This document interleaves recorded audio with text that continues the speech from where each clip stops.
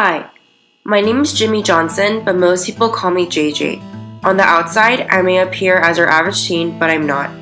I was raised in California by my parents Judy and James. I'm a video game fanatic and I enjoy kicking it with my friends Ronnie and Jacob. Oh, and did I mention that I was born profoundly deaf and I happen to be the starting quarterback for UCLA?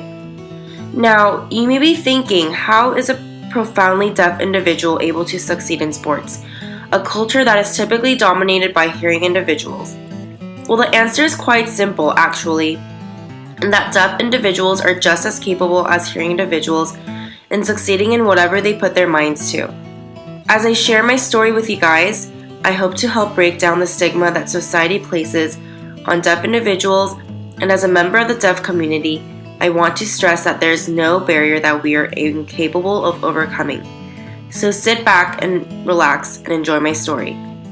It all started with high school. Oh, how I miss those days. I was reluctantly given a spot on my high school football team by my coaches at the last minute, only because they needed to fill an extra space on the team. My coaches doubted my capabilities as a deaf individual being able to play as well as my hearing teammates. I was looked down upon and told by many to kiss my dream of being a successful college athlete away because my deafness was viewed as a barrier to them. As graduation was approaching, college decisions came out and I ended up getting into my top choice, UCLA. UCLA has always been known for its notoriety in sports, and I knew that if I ever got the chance to play football for them, it would be a once-in-a-lifetime opportunity. One day, my friend told me that UCLA was holding walk-on tryouts at the start of the year where students who were interested in playing for the team could come and practice with the athletes, and if the coaches thought you were good enough, there was a slight chance they may add you as a second or third string. I wasn't sure if it was a good idea for me to go because I didn't think they would give me a chance. But after many words of encouragement from my friends and family, I decided to go for it. On the day of fall training, I was extremely nervous. When I met the coaches, I gestured to them that I was deaf, and because they were not expecting anyone to need an interpreter, I communicated with the coaches and other players by pen and paper. The coaches were surprised at how well I was remembering the plays and at how much better I was at throwing the football with such precision than my other teammates. However, some of the coaches were still not convinced that I would be a good fit as a deaf player, especially as a quarterback, which is my dream position.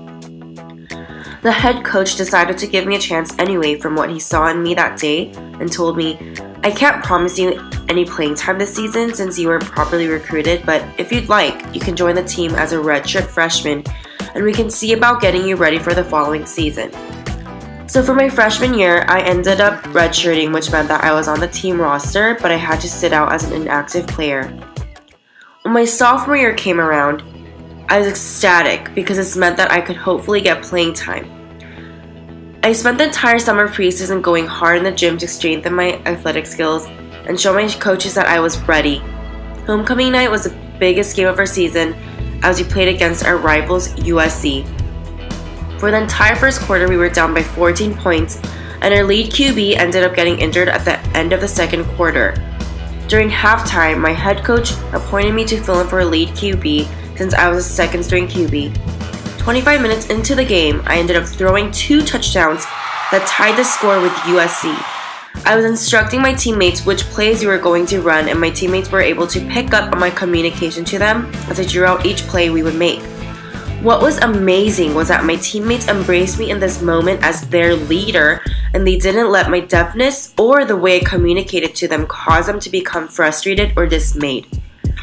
During the last 5 minutes of the fourth quarter, I ended up throwing the winning touchdown that put us in the lead to win the game. After the success of us winning the game that night, my coach appointed me to starting quarterback, and I helped guide my team through a winning streak for the rest of the season. Our hard work even helped us win the NCAA championship. So guys, as you can see, nothing is impossible if you put your mind to it.